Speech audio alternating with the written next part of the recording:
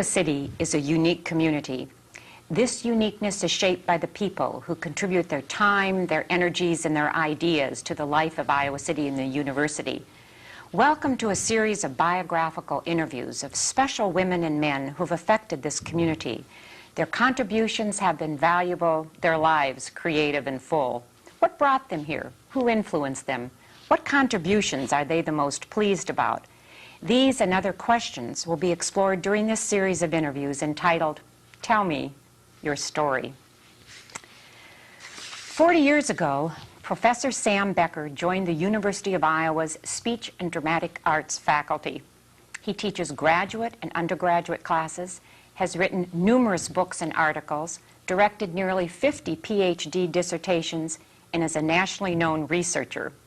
Sam Becker is a university faculty representative to the Big Ten Conference and a member of the Board and Control of Athletics. He's the former president of the U of I Faculty Senate, former chair of the Presidential Search Committee, and served as chair of the Department of Communications and Theater Arts from '68 to '82. His many honors include the word distinguished, and I want to share some of that with you. He's won the University of Iowa Foundation's Distinguished Professor of Communication Studies. He's been the Distinguished Communication Award winner and the Elizabeth G. Andersch Award for service to the field of communication studies.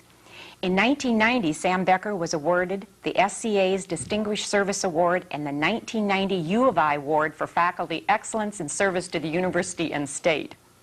His colleagues have remarked that Becker's strength is the ability to do everything well.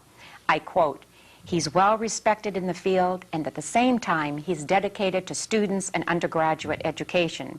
He is one of the few people in the communications discipline who has universal respect," end quote.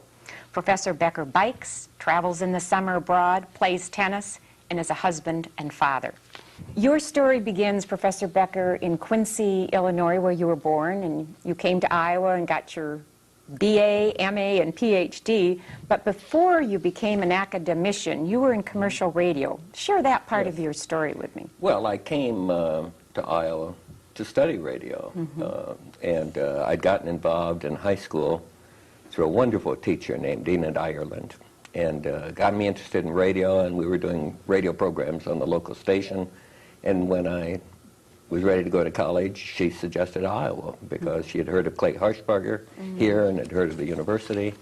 And so I never thought about going anywhere else. And so I came here a bit over 50 years ago.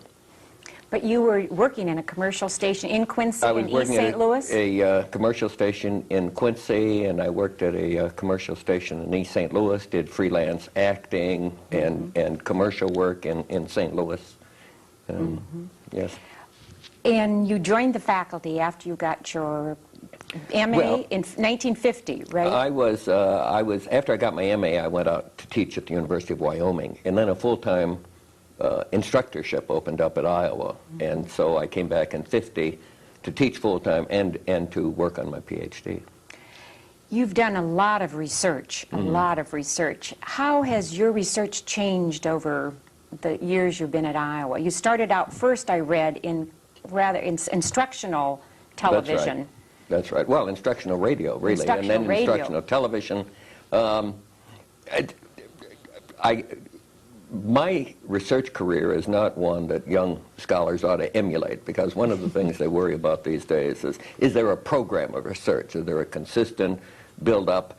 And I've always been sort of a dilettante. I've worked on the things that interested me, and did the work on instructional television, instructional radio, but then I got interested in politics and the media and studied that. When this whole, in Europe, the Marxist kinds of studies of communication became popular, I went to England to try to look into it and see what was going on, and studied that a little bit and wrote about that, simply because I didn't know anything about it, and so I thought I'd learn something about it and wrote about it.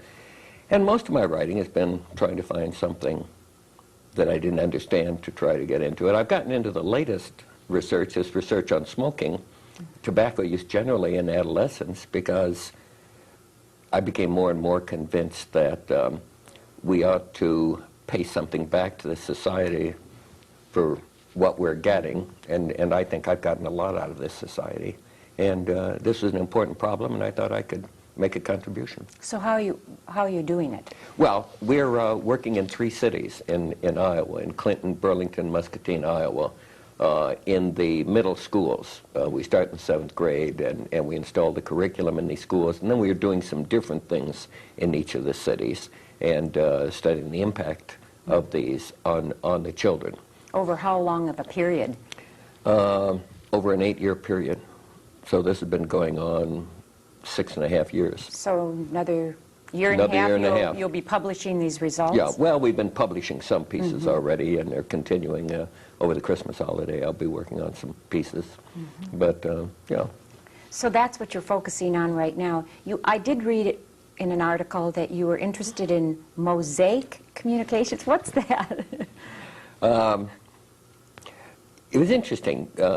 Some years ago, when Marshall McLuhan was popular, which I'm sure you know, and I would assign it for reading to my students, and they would take a lot of Marshall McLuhan, as students tend to do. They took Marshall McLuhan very literally and didn't understand. And he talked about television being a mosaic mesh of dark and light spots. And the reason that television was so engrossing, much more so than film, is that people watching had to put the picture together, had to fill in those spaces between those dark and light spots. And so some students wanted to test that physiologically to see, is there more involvement with a television picture and then the same motion picture. And I said, well, you can't take McLuhan literally that way. You're not going to find anything. You have to think of that as a metaphor. And the reason television is different than the film is that we watch bits of programs, and we walk in and out of the room, and it's interrupted by commercials, and then more programs, and then more commercials. And the involvement comes in having to put all of these together. If you think about people's image of athletics today, or let's say more simply image of tennis, it comes from a lot of commercials, seeing these people on television. It comes from seeing sports shows. It comes from seeing live tennis. And one has to put all of that together. And then the more I thought about that, it seemed to me it's not only a mosaic that we're putting together, that world in our heads that Walter Lippmann talked about, but we're also doing it from conversations, from things we read in the newspaper, from magazines that we read, and books that we read, and other kinds of experiences. And that if we're going to understand why people believe what they do, why people today have the image of Iraq that they do, we have to understand that mosaic that they've been living in, and the way in which they've been exposed to such a variety of bits of information, and try to understand how they process those and how they put them together. And so I've been trying to think that through and write about it. Fascinating. I remember 30 years ago when I had you as a professor in a mass communications and society course, one of the burning questions at that time was, should the media reflect or dictate social values? Are you still discussing? I still talk about this with students, that all of us worry about the degree to which, well, we're all unhappy about the image, for example, of women portrayed, or the image of minority groups, for example. And one of the questions is, well, to what extent should the, let's say, minority characters on television reflect the spectrum that you find of minorities in life? To what extent should it be sort of an opinion leader and reflect better than in life? To what extent should we not worry about that a artistic medium is not supposed to be a reflection of life? It's entertainment, or if some people like to think an art, and its problem and its function is to be, not to be about anything special. And I think students still need to worry about that, because it helps them in first of all, in, quote, reading the media better, in interpreting and processing that, and as citizens in trying to influence the media. What do you think television does best? Brings those live events. When I still think about John Kennedy's funeral procession, well, all of the things following John Kennedy's assassination. And it seemed to me it really brought the country together. One of my colleagues studies and writes a good bit about communication and community and the role of the media in giving us some sense of community. He has studied, for example, the Olympics and the way in which people gather together and really felt somehow more a part of the nation as community. I talk about sports this way, that we have very few things in our society that sort of hold us together, that we can all get together and feel good about and cheer about. And somehow on those Saturday afternoon, at least when the Hawkeyes win, I think it's very important for the community. That's one of the few things that people in town, people around the state, students, faculty, staff, are all together on. Not quite all, because there are always a few naysayers, but it seems to me it serves an important cohesive function for this community, and we don't have anything else that does that. Unfortunately, I wish the arts did that more. They do a little, but nothing as much as sports, where you're getting not only the 70,000 people in the stadium who are all together, but the many other people around the state. Look at how meaningful it was for the farmers of Iowa that Hayden Fry had his players with this sticker on their helmets. Still means a lot to them. That's right. That's right. It's terribly important. We're going to get to your involvement in athletics, but I first want to talk also about, it's well known that you are a big supporter of undergraduates, and that I read that many times students felt that they could feel that they can come to you, and some even call you Sam, and most do. Most do call you Sam. That must make you feel very pleased, but are you unusual in kind of championing the undergraduate? No, I don't think I'm unusual. There are far more faculty than the popular stereotype would lead one to believe. Most faculty are very concerned about undergraduates. In our department, I think everyone, or virtually everyone, splits his or her teaching evenly between undergraduate and graduate. Plus, undergraduates are fun. I mean, they are interesting. There is so much they don't know, so much that's news to them. It's sort of exciting to see that. Plus, they're terribly important for our society. You overhauled the undergraduate program, didn't you, in communication studies? Well, we do that periodically. You do that periodically. And aren't the figures quite remarkable? Quite a few children, young people, excuse me, are majoring now in communication studies. Oh, we have more graduates, students graduating with majors in our department than any other department in the university, even though we're one of the smaller departments. And this has happened. I have more advisees by myself, undergraduate advisees, than we used to have majors in the department. And this has been a phenomenon really of the last 15 years or so. But for people who maybe don't know about communication studies, you're not just training people to go out and work in television or in radio in a station, no, are you? No, as a matter of fact, that's the minority of the less than half of our undergraduates are in broadcasting and film, and even those students are going to go out and do a variety of things, work in marketing, work in advertising, work in the media, work as critics.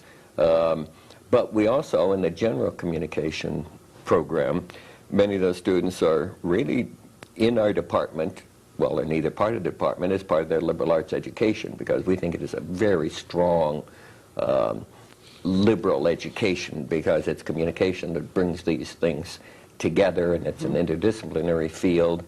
They get the discipline of a lot of writing and a lot of oral speaking and argument, analysis, and so some of them use this as preparation for going into law, or going into business, or going into political science, I would make.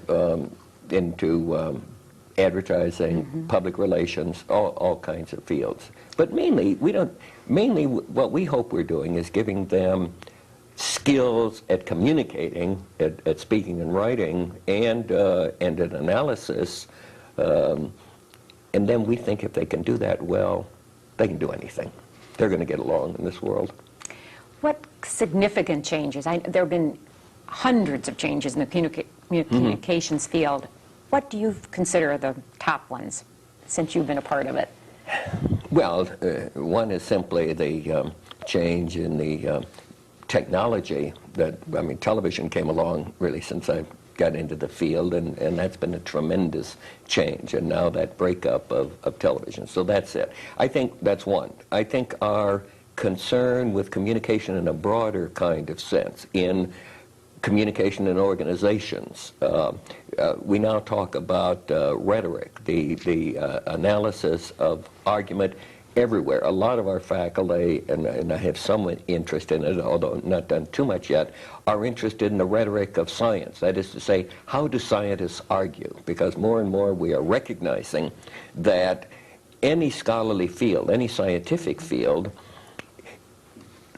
what is evidence is dependent partly on the agreement in the community, and the different fields argue in different kinds of ways, and we're trying to understand these different ways of arguing. So more and more rhetoric or communication is being seen across the university, not with everybody, but with a good many people, as sort of the core of scholarship, the kind of central thing we need to understand if we want to understand science and the other scholarly disciplines.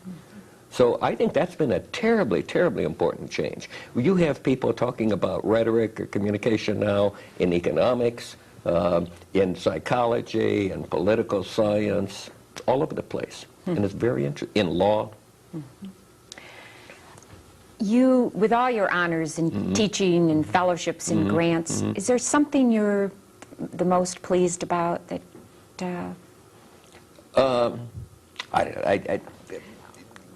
This institution and community and field have been very good to me, and so I'm pleased about virtually all of it. But I think the one that pleased me more than other was last April. Our Regional Communication Association, which takes in the whole Midwest, began a annual award for the outstanding research by a student, by a graduate student in mass communication, and named this the Sam Becker Award. Oh, and I thought that was wonderful. I mean, you know, that's it. That says a lot. Yeah, that was very sweet. What person, Sam, looking back, or event had a major influence on you?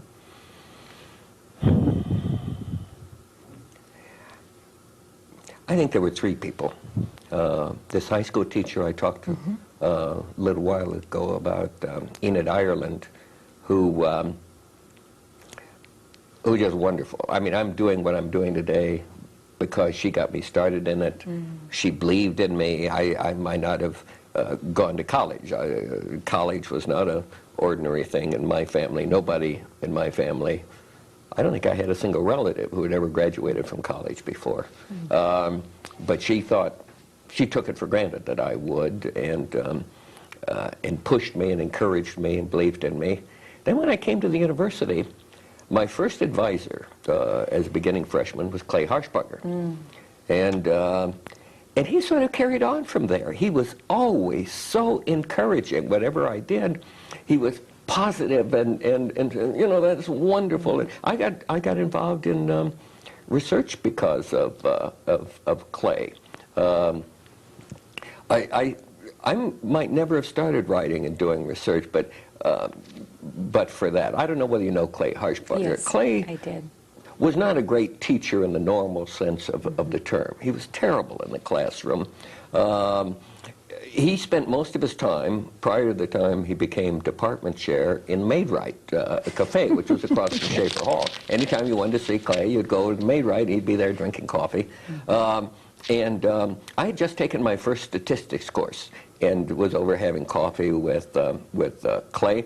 And we got into a discussion about the order of speaking in public speaking contests. Did it make a difference? Whether you spoke first or last or in the middle? And I said, my goodness, with some of the statistics, we could test that.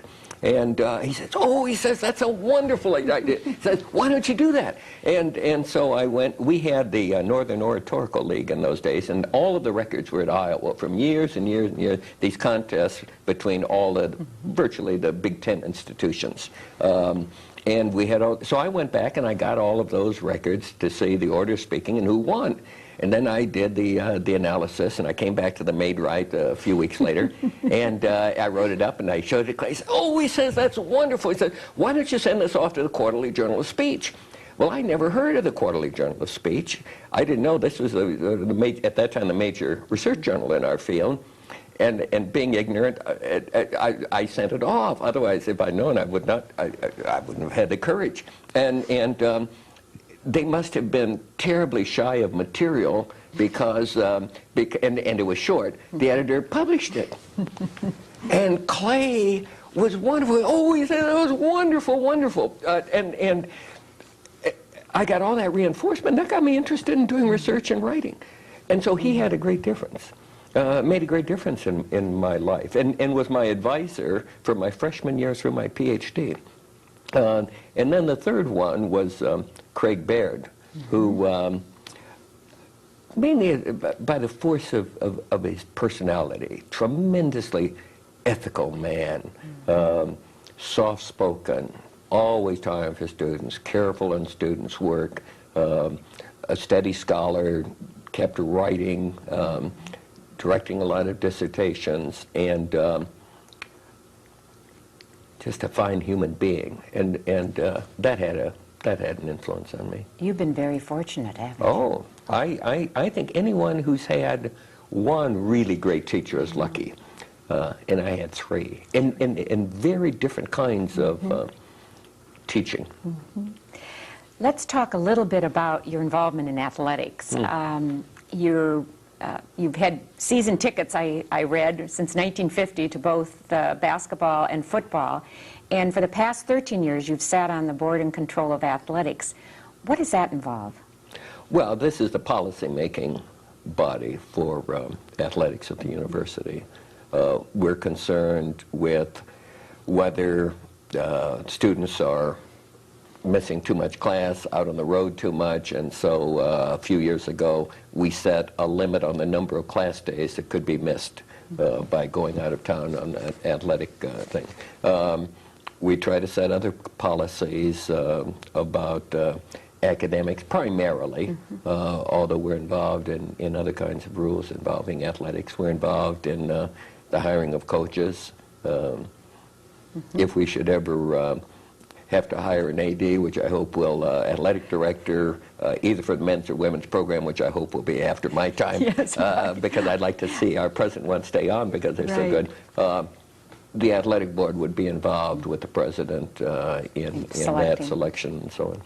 Then in early 80s, James O. Friedman appointed you the faculty representative to the Big Ten Conference. Are your duties, are you watching academics again and violations, kind of watchdog? Well, again, we're setting the rules because the conference has academic rules, minimum grade point for competition, progress toward the degree for competition.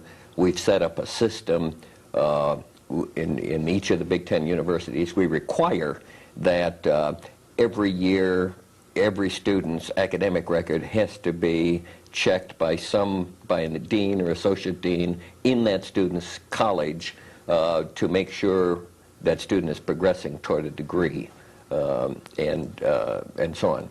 And then we're also worrying about regulations in the NCAA.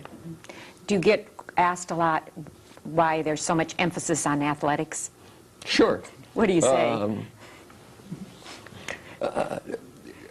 I think the reason there's so much emphasis on athletics in the university is because there's all that emphasis in the society, for one thing, that unfortunately, well, the thing I talked about before about community, we don't have many other kinds of things that we can all get together and cheer about. Unfortunately, we don't all get together and cheer about Jim Van Allen or about a poet and so on and so forth. I wish we did. In the old days, we did that for debate, but we don't do that anymore. So that is one thing. We don't have heroes in our society outside of athletics. And again, unfortunately, who youngsters can look up to.